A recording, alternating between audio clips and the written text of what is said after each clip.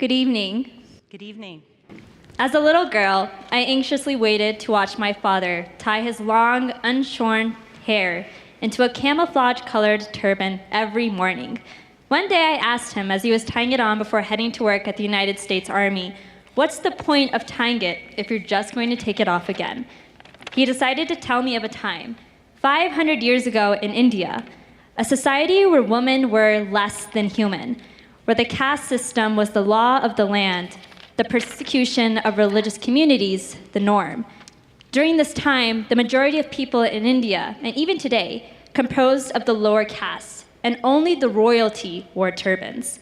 My dad sat down as he explained that Sikhism was born during this time, and with that territory came along a struggle for fighting against prejudice and discrimination and oppression. The Sikh gurus, or teachers, desired to uplift the downtrodden and make them the equals to the highest of the high. What better way to do it than establishing the turban as an article of faith?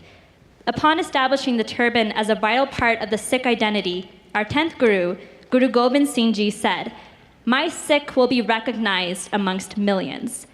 Women were brought to an equal level as men with the turban, another way for the Sikh gurus to cast away gender discrimination.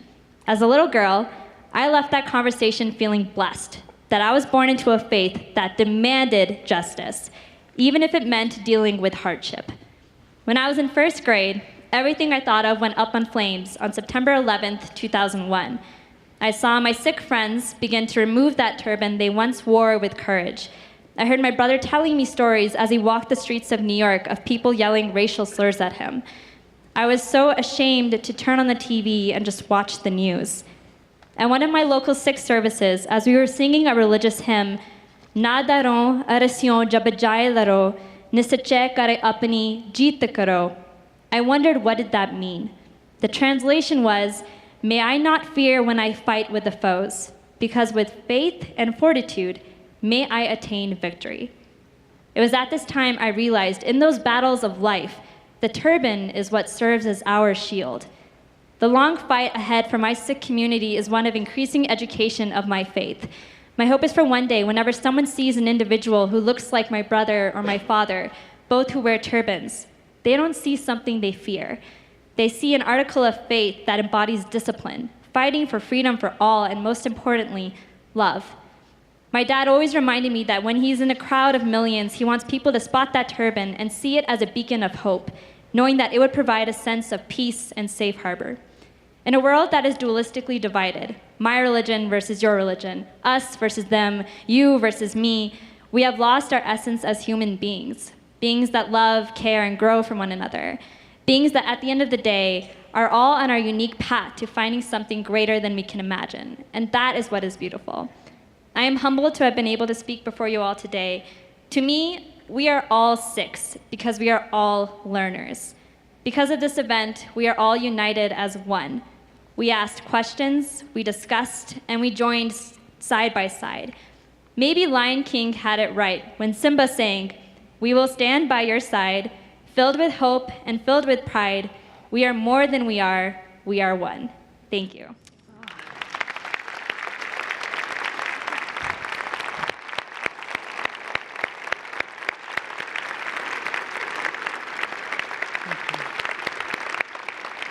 Thank you.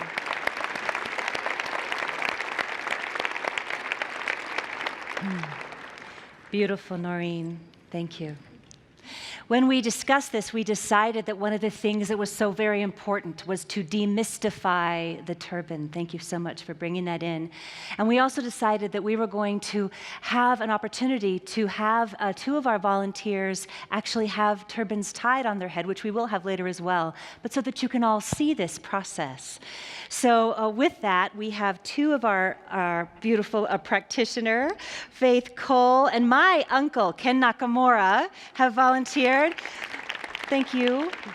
They are so active in the interfaith ministry, and we're so excited that you are doing that.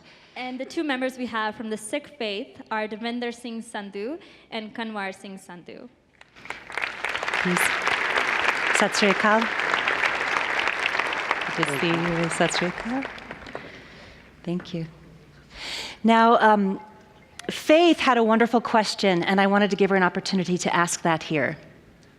So I was wondering why some women choose to wear headscarves and other women choose turbans. Yeah, so essentially the turban was given to us as a gift from our 10th guru.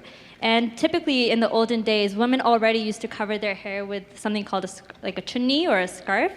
And so over time, I think it's really important to make it clear that Sikhs do not require every follower to wear a turban. Sikhs who believe wherever they are in their own spiritual journey to Sikhism can put the turban on at any time, but it is not a requirement that if you have to be a Sikh, you have to wear a turban. And so I've seen, speaking in 2016, many women choosing to wear the turban because if a man can wear a turban, a woman can wear one too. And, yeah. Yes! So it's definitely something that I'm seeing changing, and hopefully one day we'll just see a larger number of women wearing turbans. Wonderful. Thank you. Thank you. And wow, look how quickly you did that. That's so impressive. It's beautiful. It's beautiful. Uncle Ken, I know that you had wanted to say something. Can we hand the mic over to Ken? Thank you.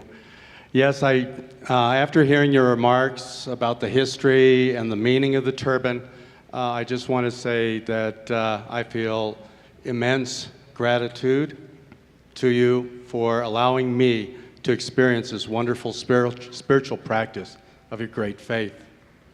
Thank you. Thank you. Thank you very much. Thank you. Thank you. Thank you.